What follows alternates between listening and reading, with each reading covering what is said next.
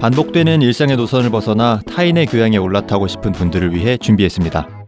본격 지식생각시선 투척방송 개별교양 환승센터 제10회 사건편 지금 시작합니다.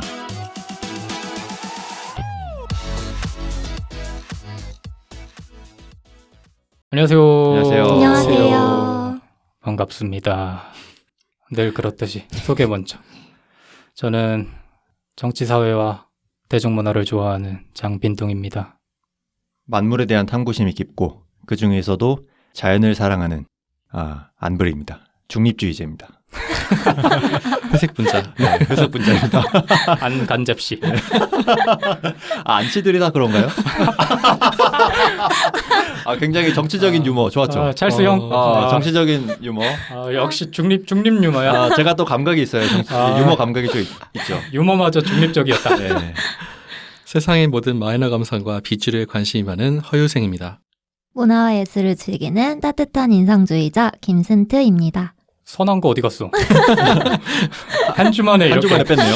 한 주만에 오늘은 좀 악한가 보네요. 무슨 일이 있었길래? 무슨 일이 있었길래? 별일 없었습니다. 그래요? 네. 저는 이번 주에 큰일이 날 뻔했어요. 왜요?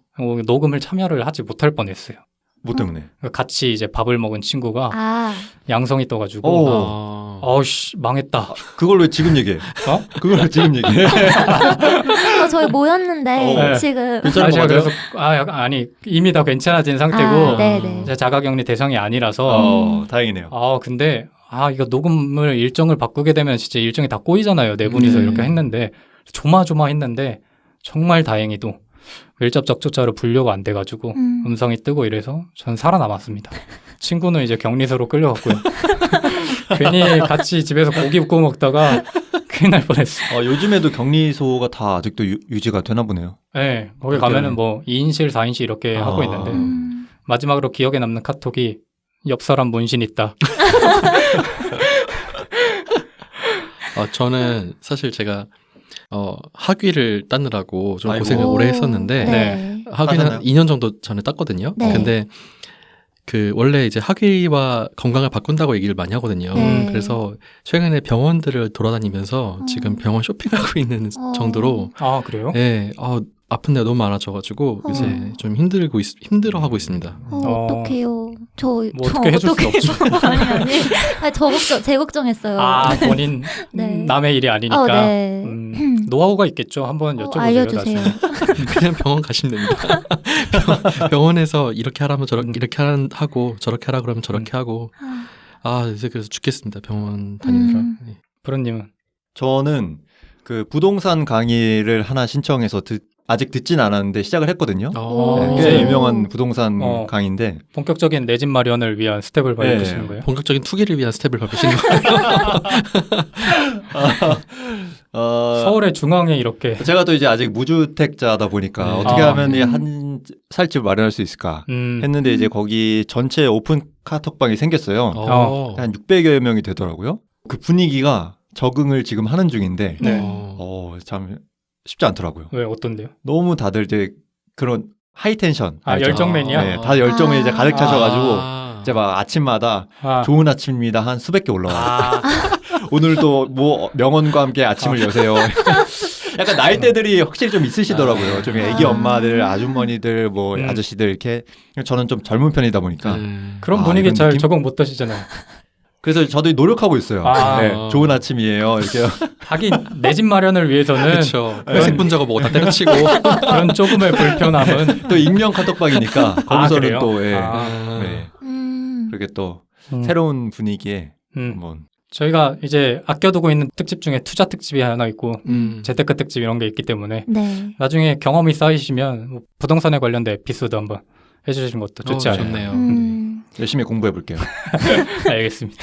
방금 브르님께서 얘기해 주시는 거 들으니까 근 일주일간 제가 가지고 있는 주식에 주가가 파랑불로 일제히 일주일 안 좋았죠. 장이 안 좋았죠. 네, 일주일 안 좋았죠. 네. 제가 알기로는 저희 냈다 하고 있거든요. 근데 이게 그런가요? 아직 얘기 안 하고 있습니다. 네. 나중에 진짜 큰 거 한 방 터뜨리기 위해서. 네. 그래서 오히려 그 스트레스를 소비로 푸는 이런 어리석은 행동을 한 주였습니다. 네. 요새 뭐 공매도가 이슈인가요? 왜 그러죠? 요새 그냥 장이 안 좋아요. 원래 전통적으로 10월 가까이 되면 잘 안 좋긴 한데 나중에 아껴둬가지고 기대하겠습니다. 한번 썰 한번 풀어보죠. 저희 넷이서 인생 한번 뒤집어보죠. 오늘 그러면 이제 사건 특집의 두 번째로 브른님께서 이제 네.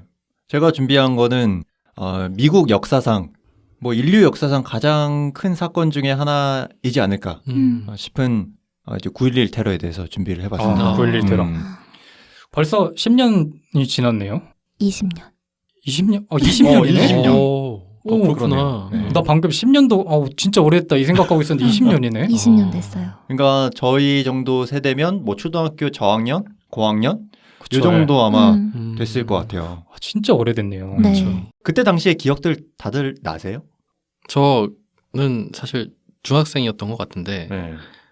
집에 들어가니까 TV에서 그게 비행기가 건물에 부딪히고 있더라고요. 그래서 좀 굉장히 깜짝 놀랐던 기억이 있어요. 맞아요.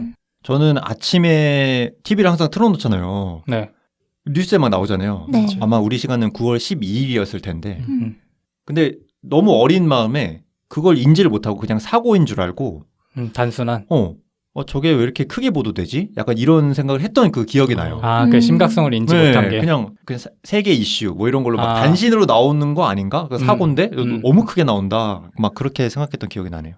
저는 그 당시의 기억은 사실 안 나고요. 그 후년에, 그러니까 1년이 지나서 이쯤 돼서 9월 요쯤 돼서 학교에서 선생님께서 수업하시면서 수업 자료로 이거를 사용하시면서 이제 수업을 하셨던 기억이 나요. 그게 네. 어떤 자료였냐면 그 당시 희생자들이 마지막 남긴 메시지라든지 그런 추모곡이라든지 이런 걸 모아가지고 수업을 해주셨었거든요. 그 기억이 있습니다.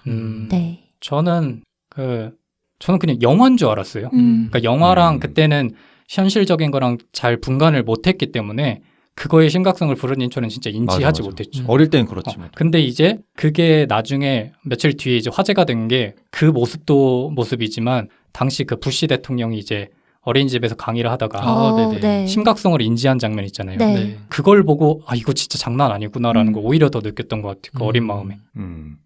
미국도 9월 11일 오전 8시까지는 정말 평안했어요. 뭐 언제나처럼 그 세계 비즈니스의 중심이잖아요. 뉴욕이. 업무를 준비하면서 다들 하루를 열고 뭐 공항은 다른 지역에 출장을 앞둔 사람들로 엄청 북적이고 있었습니다. 네. 딱 8시까지만. 근데 그로부터 이제 채 몇 시간이 지나지 않아서 호해가 나오게 되죠. 네. 제목은 아메리카 언더 어택이라는 대문짝만한 글자로 세계무역센터가 불타고 있는 사진과 함께 호해가 발행이 되기까지 채 몇 시간이 걸리지 않았습니다. 진짜 말도 안 되는 거잖아요. 아메리카 그러니까. 언더 어택이라는. 맞아요. 정말요. 미국 본토가 공격당한 사건은 거의 뭐 사상 초유라고 봐도 무방해요. 왜냐하면 그렇죠.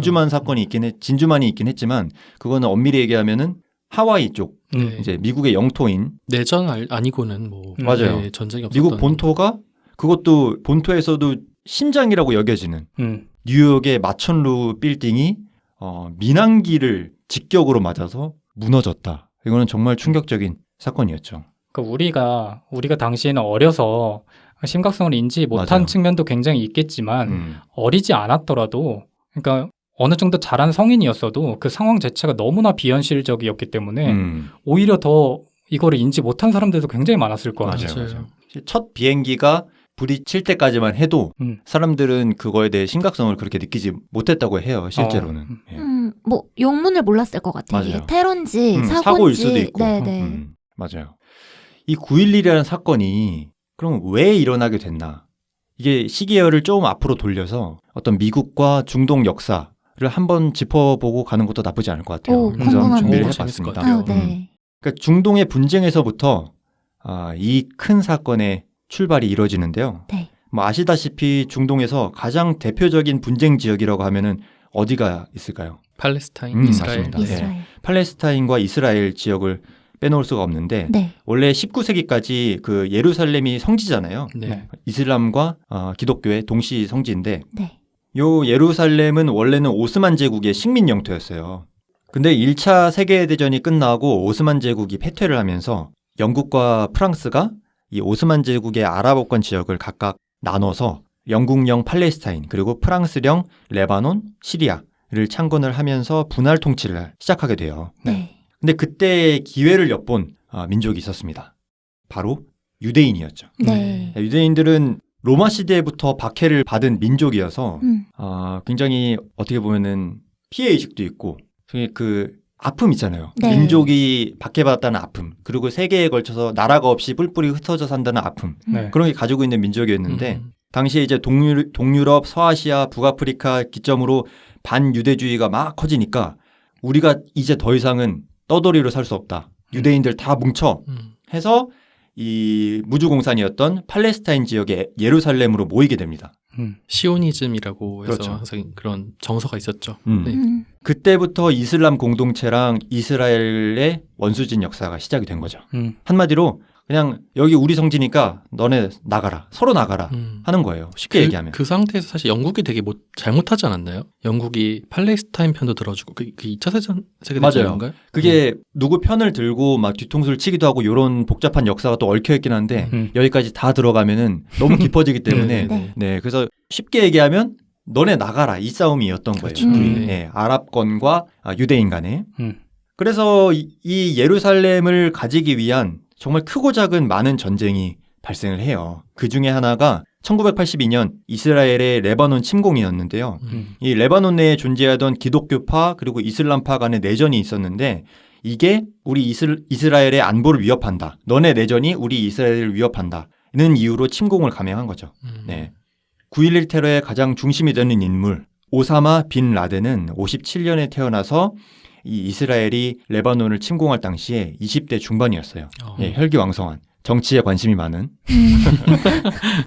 사우디의 건설 관련 갑부 집안이었어요. 그 라덴 가문의 52명 자식 중에 17번째였고 근데 52명이요? 뭐 자식을 어떻게까지 그 묶어서 셌는지는 모르겠지만 네. 52명이었고 그중에 17번째.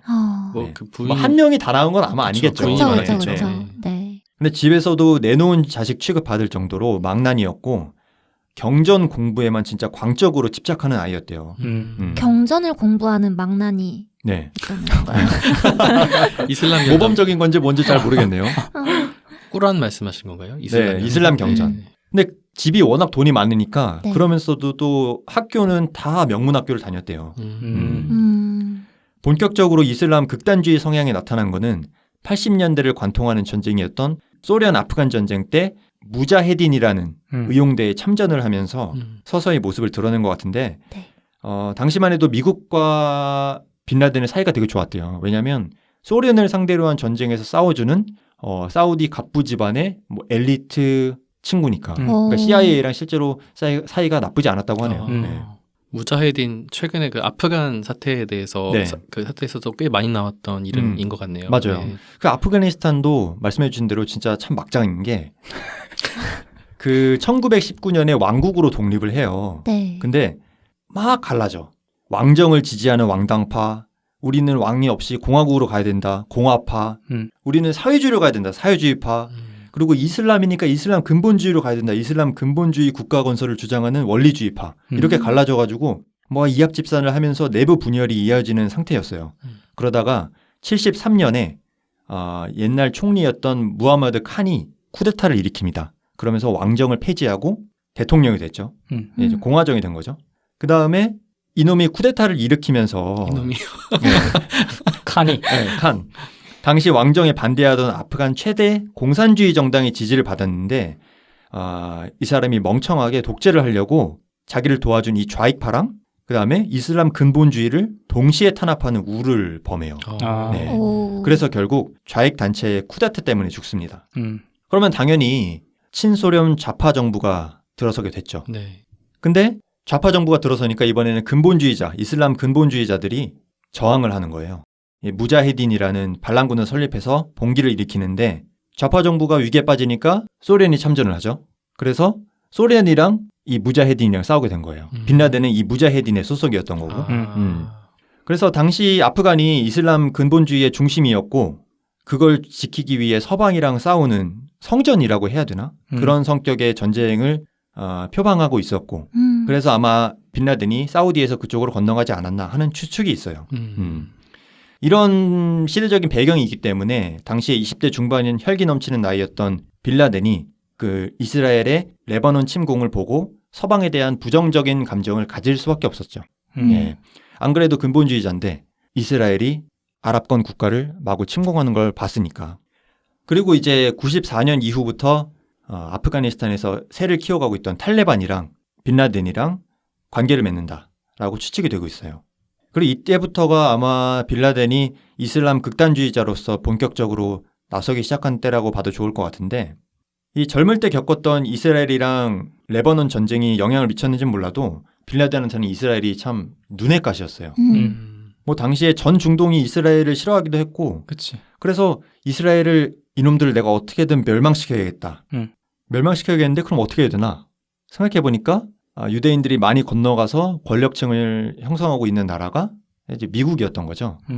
그래서 미국이 이스라엘의 뒤를 봐주고 있기 때문에 저놈들이 무서운 줄 모르고 날뛴다.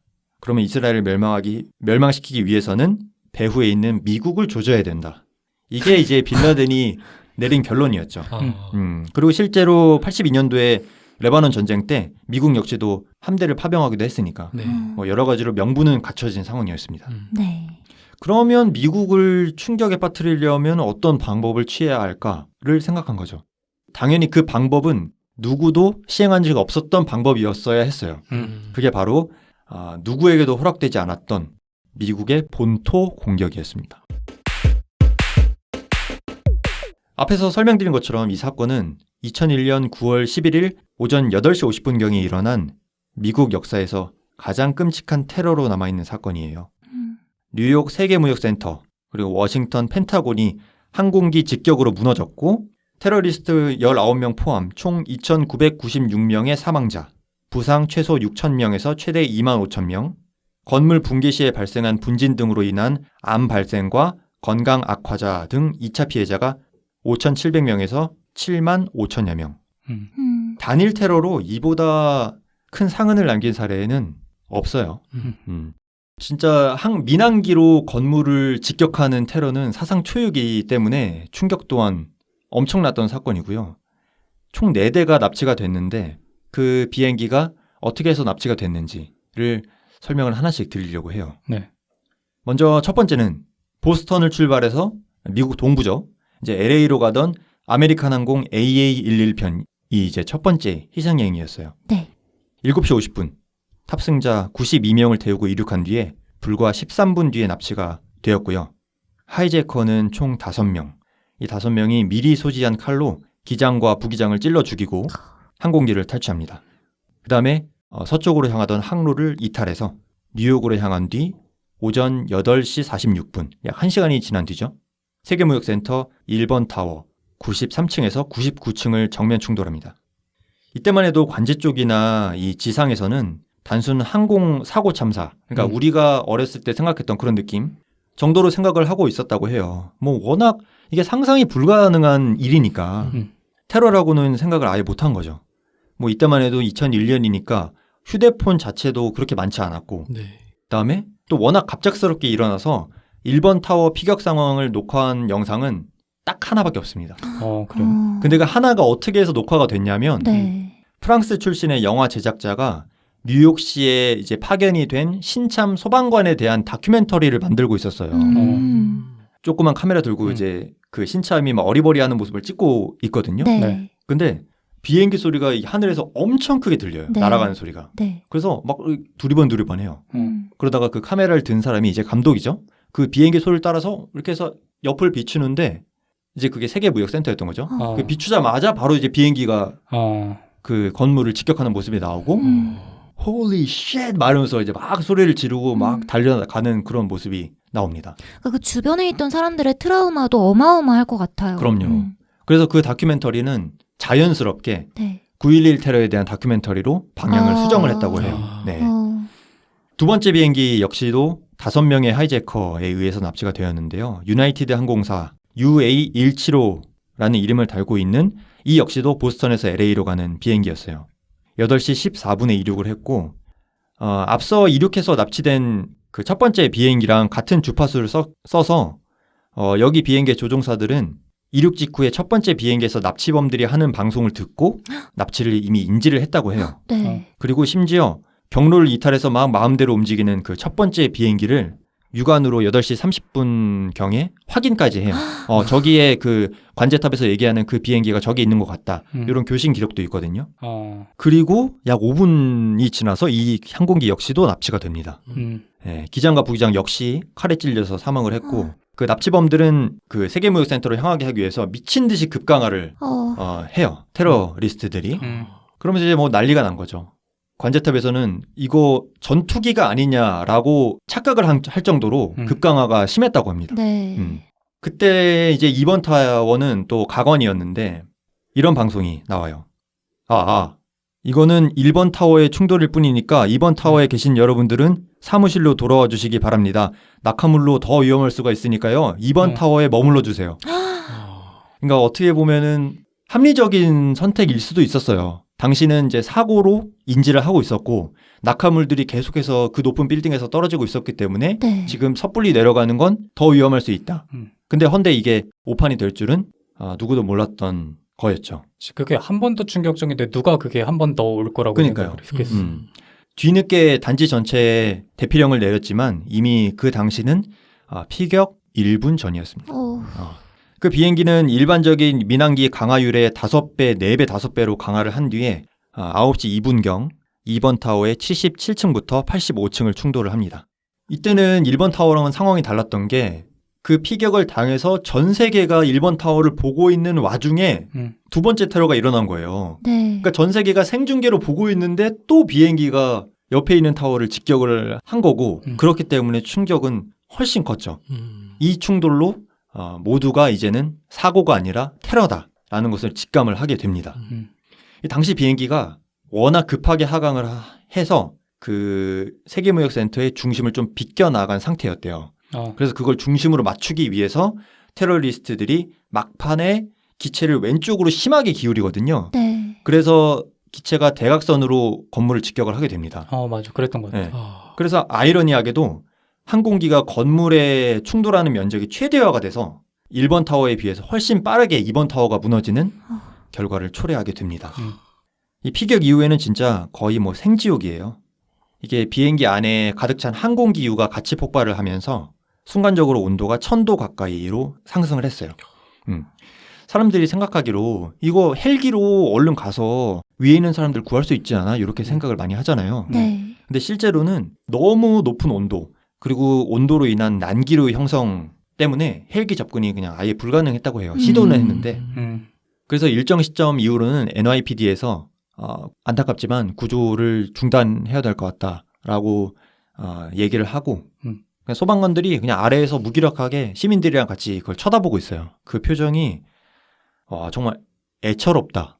아무것도 할 수 없는 그 무력감이라는 게 거기서 나타나는 것 같습니다. 그걸 이제 전 국민이 TV로 보고 있는 거잖아요. 그렇죠. TV로 보고 있는데 내 이웃이고 내 가까운 사람이 있을 수도 있는 그 곳에서 사람들이 그렇게 목숨을 이제 잃겠다. 그리고 이제 잃는다. 그거를 맞아요. 생중계로 지켜보고 그 옆에서 지켜보고 있다는 게 너무 끔찍한 일인 것 같아요. 그게 실제로도 다 중계되는 장면이 아직 남아있거든요. 네. 네. 그러니까 오지 않은 구조대를 기다리면서 창문에 매달려서 막 수건을 흔들어요. 그 피격 윗부분에 있는 분들인데 선택은 단 2가지밖에 없었죠. 연기에 질식해서 죽거나 아니면 그 높은 빌딩에서 떨어지는 선택을 하거나. 그때 그분들의 심정이 어땠을지 저는 그 영상을 보면서 막 감정이입이 많이 되더라고요. 나 같으면 어떻게 했을까 도대체 이 상황에서. 그래서 그 영상을 보면은 안 보는 걸 추천드려요, 사실은. 너무 끔찍해서. 죽는 장면이 굳이 나오지 않아도 이 사람들의 운명이 뻔히 보이니까. 네. 그러니까 그 높은 데에서 떨어지는 선택을 본인이 했을 때 죽을 거라는 건 당연히 알잖아요. 근데 그 선택을 할 수밖에 없었다는 게 너무 그러니까. 슬프다. 그러니까 차라리 뛰어내리는 게 낫겠다 싶을 정도로 아내가 고통스러웠던 거죠.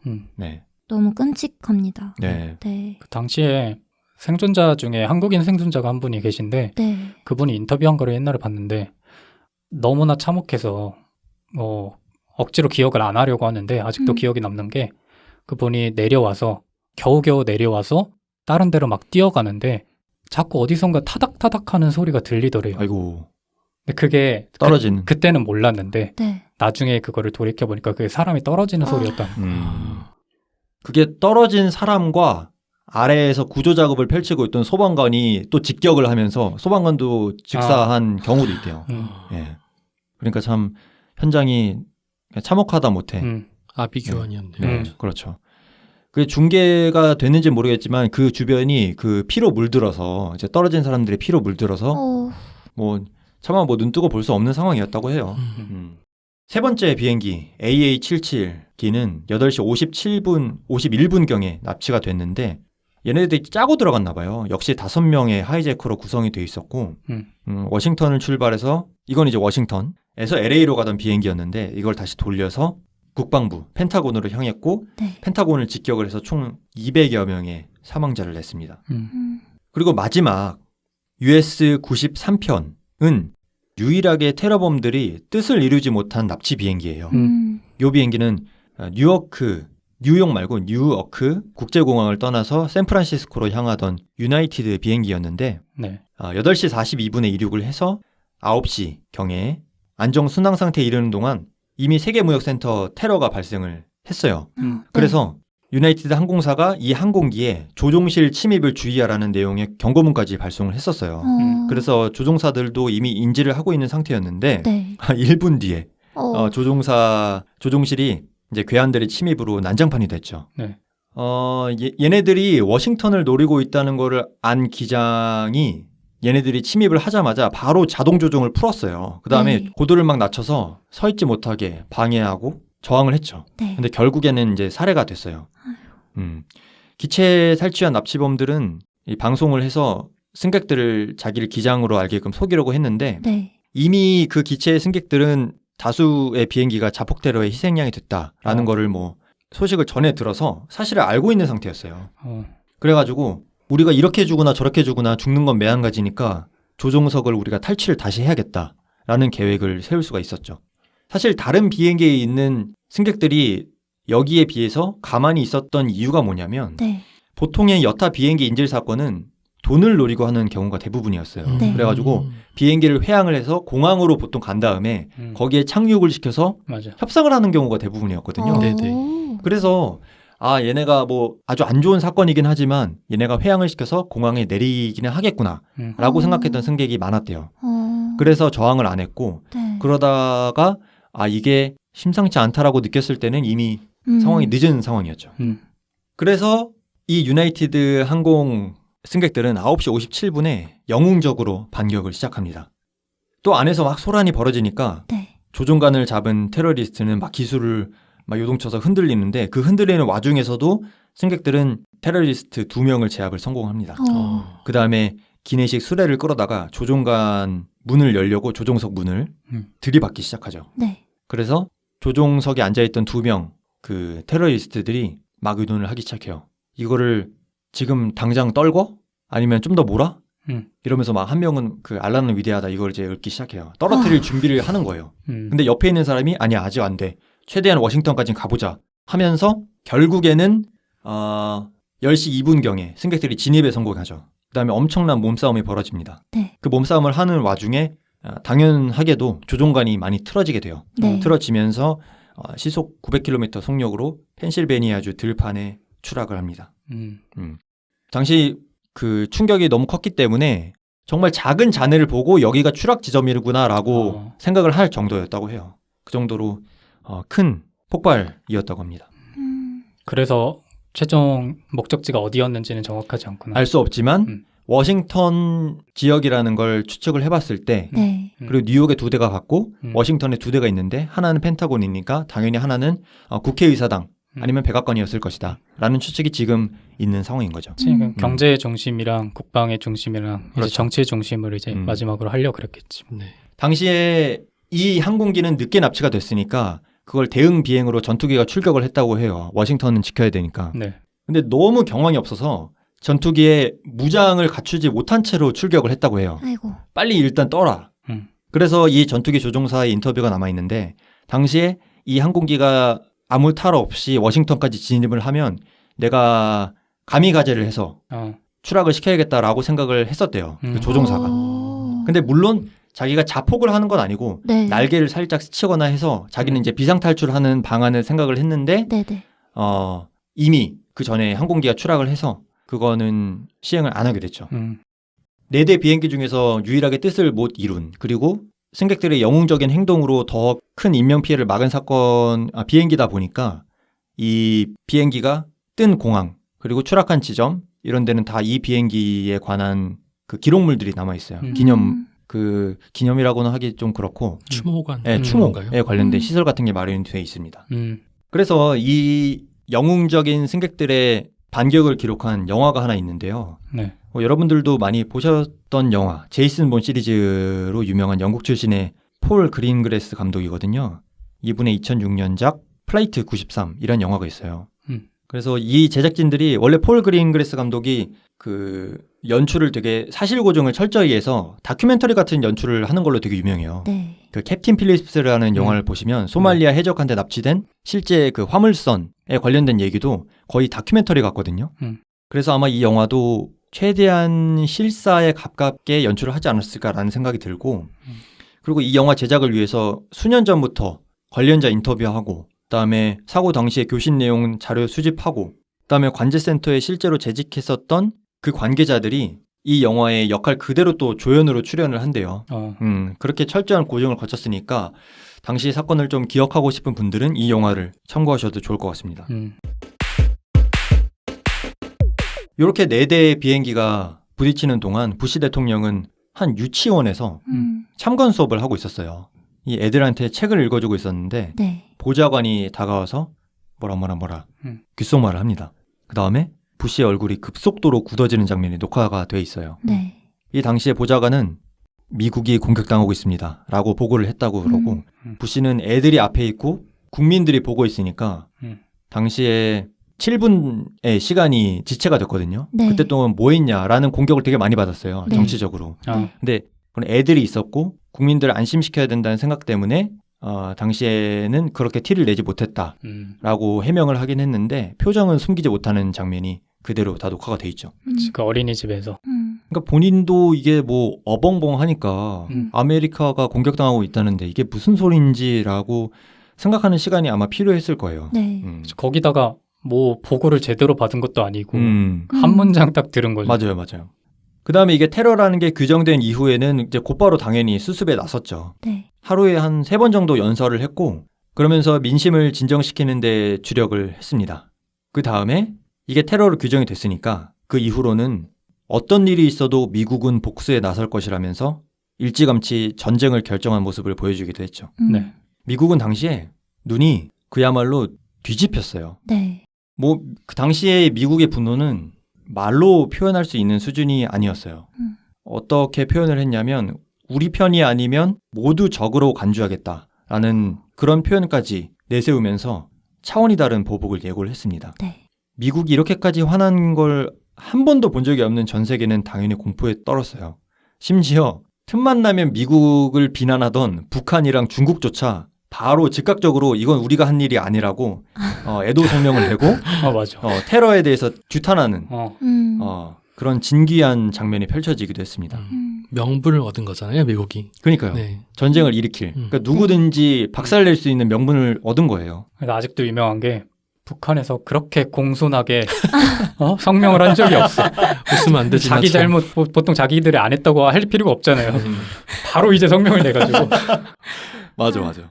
저는 최근에 최근이 아니라 기사 본 게 미국이 이제 공격을 하러 가려면 파키스탄을 통해서 갔어야 됐다고 해요. 그래서 파키스탄의 영공을 열어야 이제 미국이 갈 수 있는 거잖아요. 그래서 파키스탄한테 이제 영공을 열어라라고 했을 때 파키스탄이 아무래도 이제 전쟁을 일으키러 가는 거기 때문에 망설였을 거 아니에요.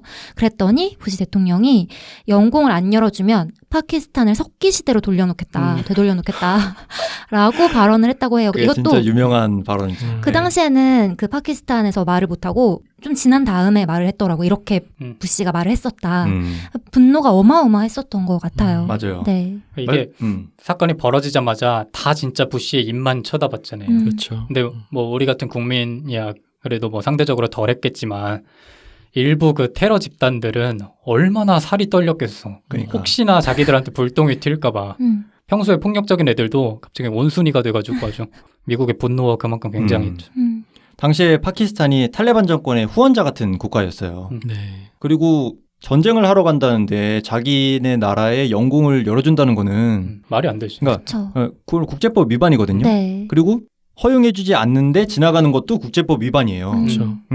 근데 말씀해주신 대로 처음에 거절을 했는데 바로 그러면 너네 폭격당할 준비나 해라. 너네 석기 시대로 되돌려주겠다.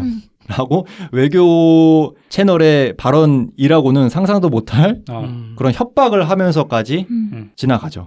당시 미국은 뭐 그냥 우리한테 방해가 되면은 다 쓸어버리겠다라는 자세로 나섰기 때문에 네. 그 누구도 저지할 생각을 못했던 게 사실이에요. 네. 우리나라 역시도 공포에 떨었는데 한편으로는 왜냐하면은 이게 북한이 한 걸로 확정이 될 시에 그건 바로 제2한국전쟁 발발 확정이었거든요. 그래서 우리나라도 테러가 일어나자마자 뭐 전 채널을 동원해서 이게 북한이 한 건지 아닌지를 파악하는 데 주력을 했고 네. 불행 중 다행으로 북한이 아니라는 결정이 나자마자 굉장히 안도를 했다고 해요. 그러니까 미국이 빈라덴 하나 잡겠다고 거기까지 갔는데 아프가니스탄. 네. 근데 결국에는 못 잡았어요. 빈라덴이 뭐 워낙 신출귀몰하게 도망다닌 애고 먼저 정보를 얻었는지 모르겠지만 그 아프간 전쟁을 통해서도 빈라덴을 못 잡았습니다. 들어보니까 이제 미국은 최첨단 기술을 동원해서 이제 가장 최신의 기술로 잡으려고 했던 거죠. 그런데 네. 빈라덴은 제일 아날로그 방식을 썼다고 해요.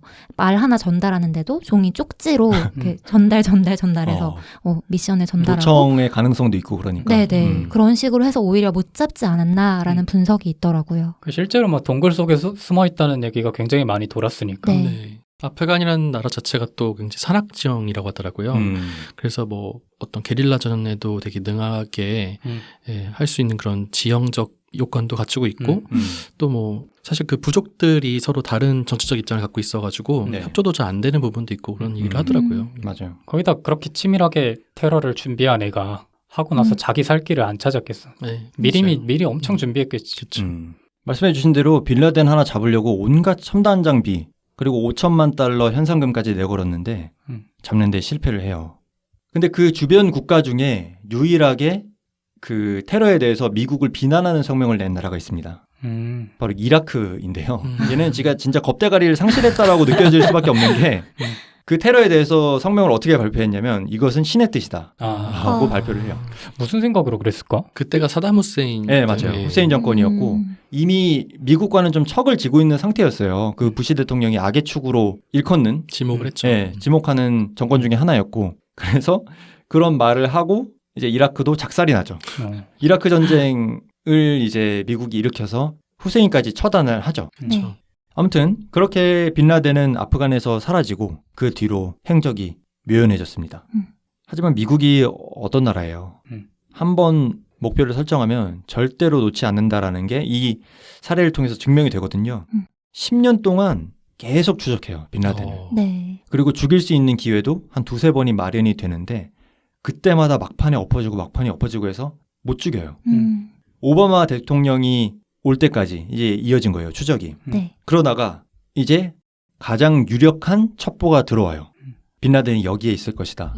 근데 그 위치는 우리가 생각하는 그런 동굴 이런 데가 아니라 의외로 파키스탄에 꽤 잘 사는 재력가들이 사는 동네에 그냥 일상적인 주택이었어요. 그래서 왜 여기 살았냐에 대한 의견도 있는데 오히려 사람이 적은 곳에서 살면 빈라덴이 더 눈에 띌 거다라는 판단 때문에 그 주택에 거주를 했다는 또 설이 있습니다. 그래서 아무튼 그 첩보를 받고 정말 은밀하게 제거 작전을 짜게 되죠. 이거 역시도 파키스탄 어쨌든 영공을 통과해서 거기까지 들어가야 되는 일이었기 때문에 파키스탄의 영공 진입을 미리 파키스탄에 얘기를 해야 되냐 말아야 되냐 요 논쟁도 굉장히 많았다고 해요. 그 정부 내 책사들 사이에서. 네. 왜냐하면 그걸 알리게 되는 순간 어떻게 됐든 유출이 되는 거고 네. 그게 빈라덴에게 들어갈 가능성을 배제하지 못했던 거죠. 예, 근데 아까 그 영공을 지나간 것보다 어떻게 보면 더 심각한 거잖아요. 그러니까 영공을 지나서 직접 파키스탄 그쵸. 국토에 내리는 거죠. 그 안에서 작전을 그러니까. 시행하는 거니까. 음, 그리고 폭격도 사실상 불가능했어요. 그렇죠. 왜냐하면 그 주택가기 때문에 또 재력가들이 민간인들. 많기 때문에 네. 거기를 폭격하게 되면 민간인들이 죽을 수 있다라는 또 우려가 있었죠. 결국에 오바마 대통령이 결단을 내립니다. 데브구루라는 미국 특수부대의 원중에 최상급의 최상급 부대원들이에요. 네. 얘네를 침투를 시켜요. 그 다음에 파키스탄 영공 밖에서 헬기를 타고 들어갔다가 작전을 시행하는 걸로 결정이 됐는데 네. 암호명이 잭팟이었어요. 잭팟. 이거는 잭팟. 잭팟. 죽이면 잭팟이다. 음. 그래서 이제 헬기가 파견이 되고 대원들이 내리죠. 내려서 야시경을 끼고 그 안으로 침입을 합니다. 당연히 그 수행원들이 막 반격을 시작하는데요. 걔네들은 상대가 안 돼요. 정예 중에 정예였기 때문에. 그치. 그리고 그 작전 하나를 위해서 수개월 전부터 모여서 그 미국의 사막, 그러니까 그 가옥과 가장 비슷한 환경을 만들어 놓고 실제 투입 훈련을 수차례를 진행을 했어요. 그래서 가보진 않았지만 이미 그 환경에 대해서 너무나 익숙해진 상태였던 거죠. 그래서 다 죽이고 빈라덴을 마주하게 됩니다. 빈라덴은 자기 침실에 있었고 AK 소총을 들고 있었는데 소총은 비어 있었다 그래요. 그래서 뭐 저항을 할 수가 없는 상태였던 거죠. 그래서 총알 2발을 맞고 현장에서 즉사를 해요. 근데 이게 시신이 훼손이 되면은 반드시 음모론이 생기잖아요. 네. 확인이 안 되니까. 네. 그래서 절대 머리에는 총을 쏘지 말라는 그 상부의 지시가 있었거든요. 네. 근데 데브그루의 그 병사들이 네. 살인 병기예요, 사실은. 네. 그래서 사람을 죽이는 거를 즐긴다는 지적이 항상 있었거든요. 오. 그러니까 전쟁 범죄. 네. 예를 들면은 머리를 예술적으로 쏘면은 쪼개진대요. 그러니까 V자 모양으로 쪼개지면은 그거를 카누이라고 부르거든요. 왜 카누이냐면 그 모래사장에서 그 뾰족한 보트, 카누를 질질 끌고 가면은 네. V자 모양으로 네. 네. 모래가 이렇게 열리잖아요. 네. 그런 모습이랑 머리가 쪼개진 모습이랑 비슷하다 그래서 카누잉이라 그러는데 이 데브그루가 그런 걸 워낙 자주 해서 이런 용어가 생길 정도였다고 해요. 그러니까 걔네가 10년의 미국의 정적을 자기가 죽였는데 얼마나 그 고향감이 엄청났겠어요. 심지어 사람 죽이는 거 아무렇지도 않아 하는 병기들인데. 네. 그래가지고 그걸 무시를 하고 그러니까 대통령의 지시인데 그걸 무시를 하고 오바마가 아니라 오사마 빈라덴의 머리를 카누잉을 해버립니다. 어머. 근데 왜 살해를 저도 했을까요? 궁금해요. 그러니까 처음에는 이게 생포 작전이었어요. 그러니까. 네. 네. 근데 여러 가지 시나리오를 검토를 하잖아요. 네. 근데 사실상 생포하는 거는 어렵겠다라고 결론을 냈죠, 사실은 정부에서. 왜냐하면 그들이 총을 들고 저항할 것이고 데브그루의 피해를 최소화하기 위해서는 결국에는 쏘는 방법밖에 없을 거다라고 이미 결정을 내리고 들어갔다고 해요. 쏴라라는 느낌보다는 쏴라는 아니었어요. 쏴도 된다. 네, 그러니까 생포 작전이었는데 어쩔 수 없이 그렇게 된 거죠. 근데 카누잉까지는 금지가 돼 있는데 돼 있었는데 걔네들이 그냥 해버렸다는 얘기가 있습니다. 뭔가 숨겨진 얘기가 있을 것 같기도 해요. 왜냐면 음모론자신가요? 아니. 왜냐면 어쨌든 10년 이상을 공을 들인 사람이고 대통령뿐만이 아니고 이제 고위층에서 신원 확인을 해야 한다라고 했는데도 그들이 그렇게 그 말을 무시하고 말씀하신 카누잉을 단순히 진짜 그냥 그렇게 했을까라는 그러니까 생각이 들어요. 네, 이런 의심들이 되게 많아요. 네. 아니 정예 부대인데 네. 상부의 지시를 그치. 그렇게 무시할 수가 있나? 네. 국가의 녹을 받는데. 그러니까 상식적으로 생각했을 때 절대 쏘지 말라고 했는데 네. 개인적인 어떤 성취감을 위해서 쐈다는 건 말이 안 된다. 이거는 누군가 시킨 거다. 네. 근데 왜 시켰냐? 누가 빈라덴은 안 죽었다. 이렇게 이제 이어지는 거예요. 누가 시켜? 네, 시킬 수밖에 없다. 왜냐하면 신원을 숨기기 위해. 그래서 아, 빈라덴은 아. 안 죽었다. 이렇게 이어지는 거예요. 네. 네, 뭔 말인지 알겠죠? 머리를 쪼개면 누군지 모르니까 그러니까. 일단 그렇게 해놓고 음. 죽이지 않았는데 죽인 것처럼 할 그러니까. 수 있는 그런 음모론이 있다 이거죠. 실제로 그 사진은 실시간으로 워싱턴에 전송이 됐는데 네. 너무 끔찍해서 그 사진을 공개를 언론에 못했다고 합니다. 쪼개져 있기 때문에. 이것도 설마?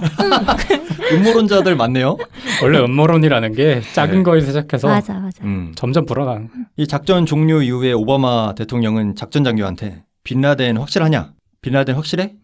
확실한 거지? 이게 수차례 물었대요. 네. 근데 얼굴이 너무 손상이 돼가지고 이게 식별이 불가능한 거예요. 아유. 그래서 어떻게 유출을 했냐면 네. 빈라덴의 키가 193cm 정도로 알려져 있거든요. 꽤 장신이에요. 네. 졸라 크네. 그래서 키로 유출을 했다 그래요. 그 병사들 중에 키 큰 사람 불러와가지고 너 일로 와. 너 옆에 누워봐. 해서 시신 옆에 누웠대요. 네. 그래서 그 병사보다 조금 큰 걸 보니까 빈라덴이 맞는 것 같습니다. 뭐 193이 흔하진 않으니까. 네. 그러니까 대통령한테 그렇게 보고를 한 거야. 그랬더니 오바마가 아니 너네들 내가 지금 이거 하려고 지원한 무기 비용만 몇 천만 달러인데 네. 겨우 10달러짜리 줄자 하나 없어가지고 이렇게 나한테 보고를 하나? 이렇게 뭐 반 우스갯소리로 그렇게 했다는 썰이 네 있어요. 다 뒷이야기예요. 이런 것들은 다 뒷이야기라 네. 그때 당장 전달이 안 되고 나중에 막 퍼진 얘기들이거든요. 야사같이. 네.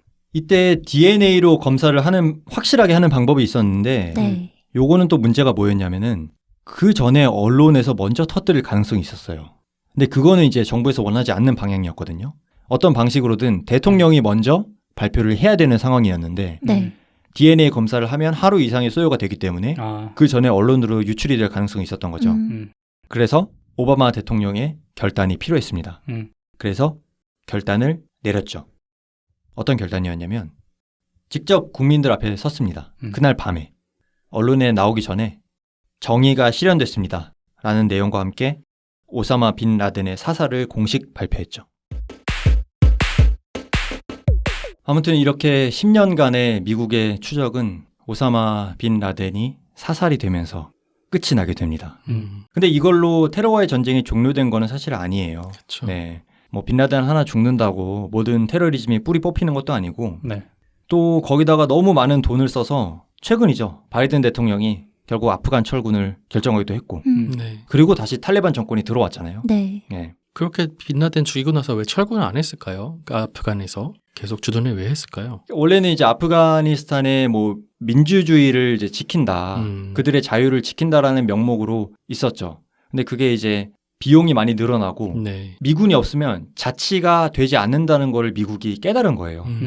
그러면 우리가 여기서 얘네들의 자유를 위해서 그러니까 그네들이 노력을 스스로 자정 노력을 하지 않는데 어떻게 우리만의 노력으로 나라를 유지할 수가 있느냐 해서 이제 뭐 어떻게 보면 미국이 세계 경찰 역할을 조금 축소하는 것 같기도 해요. 그렇게 봐야죠. 조금씩 이제 줄여나가는 게 아닌가. 트럼프 때부터 해서. 실제로 이번에 철군할 때 주변 국가들 중에 조금 반대 의사를 표출한 국가들도 꽤 있었거든요. 그러니까 오히려 미국이 아프간을 떠나면 거기서 진짜 더 큰 문제가 일어날 거다. 이런 문제 때문에 그런 쪽으로 좀 국제적으로 얘기가 많이 나오긴 했었죠. 그러니까 이제 저의 얘기도 거의 마지막을 향해 가는데 얘기를 들으시는 분들은 그 비행기 자체가 어떻게 그렇게 쉽게 납치가 될 수 있었냐라고 의심을 품으시는 분들도 있을 것 같아요. 네. 근데 정말 신기한 게 원래는 항공기의 조종석이 잠그는 게 의무가 아니었다고 해요. 그래서 조종사들이 문을 열고 그냥 조종을 했던 거예요. 그동안은 2001년 전까지는.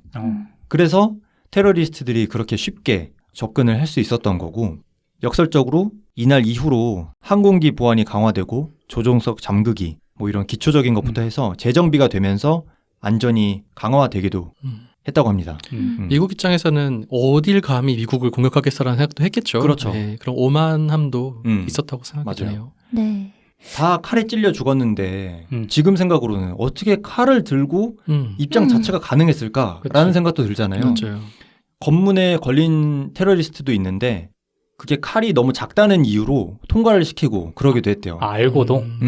그러니까 항공기 안전에 대한 불감증이 좀 있지 않았나 이런 생각도 들고. 딱 그러네요. 이때를 기준으로 그 엄청나게 많은 기준이 생겼을 것 같아요. 테러 방지를 위한 뭐 항공기도 그렇고 이런 관리하는 측면도 그렇고 기준이 세워졌을 거라는 생각이 듭니다. 보통 이게 그렇게 기준이 좀 안전이나 이런 기준이 강화됐을 때 이거를 하나의 그래도 다행인 점이다라고 생각을 하는 경우가 많은데 이거는 정말 너무 타격이 큰 피해가 큰 사건이다 보니까 네. 그런 생각까지 들기 힘들 정도로 되게 진짜 너무 안타깝다. 근데 그런 생각도 해봐요. 그 이슬람 세계 같은 경우는 절대적인 약자잖아요. 금융을 지배하고 있는 유태인에 비해서도 그리고 세계 경찰 노릇을 하고 있는 미국에 비해서도 맞아요. 사실상 근데 약자가 할 수 있는 어떤 저항이라는 수단이 테러라는 방식, 그러니까 미국에선 테러리즘이라 규명을 맞아요. 지었겠지만 네. 우리 독립운동한다고 생각한다면은 이슬람 운동에서도 어떤 종교운동, 자기네들 무브먼트라고 생각할 수도 있었을 것 같아요. 물론 그 방식에 전혀 동의하거나 그 희생자들의 어떤 그 피해에 둔감해서는 절대 안 된다고 생각하는데 그럼에도 불구하고 어떤 열강들, 그러니까 국제사회에서 굉장히 입김이 센 열강들에 저항하기 위한 이슬람 세계에서의 또 과격한 행동이 무조건 비난받을 수만은 없는 건 아닌가라는 생각도 아주 한 1% 정도 해보게 됩니다. 1% 좀 많은데. 네. 방식은 물론 잘못됐지만 그렇죠. 네. 저도 이걸 조사하면서 느낀 게 역사라는 것이 승자의 기록이잖아요. 네. 그래서 우리가 어떤 승자의 역사만을 보고 자랐기 때문에 이렇게 생각하는 걸 수도 있다. 라는 생각이 또 얼핏 들긴 하더라고요. 그러니까 그 하이제킹한 테러범들도 미국 국민들을 다 몰살시켜야겠다. 뭐 이런 생각보다는 이거를 안 하면 우리 민족이 다 몰살될 수 있어. 혹은 우리 가족이 위험해. 아니면 이걸 해야 내 가족의 복수를 할 수 있어. 약간 이런 식의 조금 우리로서는 이해할 수는 없지만 자기네들만의 명분은 있었겠지. 굳이 이해해주자면 그럴 수 있을 것 같아요. 근데 명분은 있었겠지만 전 무조건 비난입니다. 맞아요. 이거. 그건 맞아요. 그건 맞죠. 네. 방법은 너무나 잘못됐죠. 네. 저희 다 비난하는데 무조건. 유생님은 1% 아니라고 하니까. 왜냐면 일단 민항기를 탈취해서 그 범죄에 이용한다는 것 자체가 국제 정서에 말이 안 되는 거예요. 그렇죠. 네. 뭐 싸우고 싶으면 정정당당하게 전쟁을 선포하든지 그렇게 선전포고를 하는 방법이 있는데 어떻게 보면 비겁한 거죠. 예, 아무 죄도 없는 그 민간인들을 데려다가 건물에다가 박는다?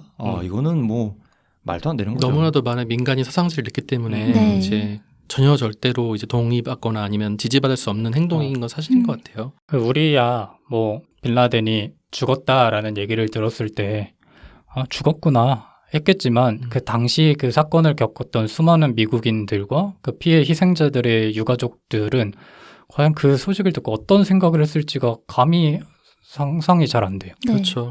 그걸 보고 뭐 후련했을까요? 아니면 뭐 어느 정도 진짜 여전히 씁쓸했을까요? 누군가는 굉장히 후련한 감정을 느꼈을 수도 있고 어떤 사람들은 되게 복잡 미묘한 감정을 느꼈을 수도 있지 않았을까. 되게 복잡 미묘했을 것 같아. 근데 또 한편으로 생각하면 저희가 이제 그 테러로 인한 희생자들을 생각을 하는데 그 후에 미국이 복수하겠다, 보복하겠다라고 나선 후에도 이제 사상자가 생기잖아요. 생기고 이제 민간인 희생자들이 생기고 그건 이제 미국 측이 아니라 반대 측이겠죠. 그들의 생각은 또 안 하잖아요. 그게 또 약속의 슬픔인 것 같아요. 네. 1%의 지지가 있는 건가요? 그 사건에 대해서는 네, 없습니다. 하지만 네, 그 후에 사실 그리고 그 부시라는 대통령 자체가 군수복합체랑 군수산업복합체랑 굉장히 밀접한 관련 있는 결탁이잖아요. 예. 아버지 부시 때도 사실은 좀 그렇기도 했고 그러니까 어떻게 보면은 그 이후에 벌어진 아프간 전쟁, 이라크 전쟁을 통해서 가장 많은 이득을 본 산업체가 또 군수복합체였고 네. 이런 것도 생각해보면은 음모론을 생각하지 않을 수가 없는 부분이 있지 않나. 보니까 수많은 음모론이 있더라고요. 맞아요, 맞아요. 늘 원래 이제 가장 이득을 본 사람들이 구린 게 있는 거 아니겠습니까? 네. 맞아요. 아무튼 참 뭐 이 사건의 원인이 무엇이든 간에 그리고 이 사건에 대한 시각이 무엇이든 간에 그냥 이런 일이 좀 지구상에서는 더는 일어나지 않았으면 좋겠다. 라는 건 이제 공통적인 우리의 시각인 것 같아요. 네. 맞아요. 그 종교적 원리주의라는 게 너무 끔찍하다는 생각이 항상 들어요. 맞아요. 이 사건 떠올릴 때마다. 종교에 대한 회의적인 시선을 제가 좀 가지고 있는데 그런 게 아마 이런 사건들 때문이지 않을까라는 생각도 들어요. 맞아요. 이런 사람의 죽음이 종교 때문에 일어났다고 생각하면 얼마나 허무해요. 최소한의 그 인간성이나 인류애를 뛰어넘는 걸 걔네들은 이제 종교적인 그런 원리라고 생각을 하니까 네. 이런 말도 안 되는 일이 일어나는 것 같은데. 근데 그 종교적인 신념은 어떻게 주변에서 뭐 교육을 하고 뭐 어떻게 한다고 달라지는 것 같지 않아서 더 무서운 것 같아요. 맞아요. 그러니까. 이게 미국의 테러뿐만이 아니고 이후로도 유럽 쪽에서도 주요 스팟에서 관광지 같은 데서 테러가 종종 일어나잖아요. 그때마다 저는 이게 남일이 아니겠다. 뭔가 우리나라도 힘이 세지고 뭔가 이게 세계인의 관심을 받는 나라 이제 장소가 있고 관광지가 있고 하면 우리나라도 공격을 받을 수 있겠구나 네. 라는 생각이 들더라고요. 그렇죠. 미국을 언젠가 가본다면 지금은 이제 그라운드 제로라는 네. 이제 그 추모 시설로 마련이 돼 있는데 그 비싼 땅에 건물이 무너진 그 어떻게 보면 알짜 땅을 그대로 보존을 해두고 있어요. 다른 건물을 세우지 않고. 네. 지금 이제 미국의 선택이었죠. 네. 거기를 한번 방문해 보고 싶다는 생각도 드는 에피소드였어요. 9월 11일마다 등을 켜가지고 네. 마치 빌딩이 서 있는 것처럼 두 개가 이렇게 빛이 하늘로 올라가거든요. 그 모습이 또 굉장히 멋있더라고요. 얼마 전이었으니까. 여기까지입니다. 오늘 제가 꼬꼬무 스타일로 네. 약간 해봤는데 들으시는 분들이 좀 재밌게 들으셨을지 모르겠네요. 뭐 저야 모르죠. 뭐. 들으시는 분들이 있겠죠? 있어야 될 텐데. 혹시나 계시면은 네. 우리 암브레를 위해서 재밌었다. 댓글 하나 남겨주시면. 고생했다. 네. 댓글 고생했다는 모르겠고 재밌었다. 네. 가오가이님 듣고 계시죠? 부탁드릴게요. 그러면 오늘 9.11 사건에 대해서 테러 사건에 대해서 다뤄봤는데 지금 암브르가 거의 온몸에 힘을 다 빼가지고 네. 너무 더워하면서 여기 열 안 나세요? 에어컨을 지금 못 틀게 해가지고 장난 아니에요. 너무 힘들어하고 있는데 네. 오늘 고생 많으셨고 다음 이제 에피소드는 이제 쓴트님이 네. 또 다른 사건에 대한 이야기거리를 들고 와주시는 걸로 하고 네. 오늘 시간은 그럼 이걸로 마치겠습니다. 네. 고생 많으셨습니다. 수고하셨습니다. 감사합니다. 고생 많으셨습니다.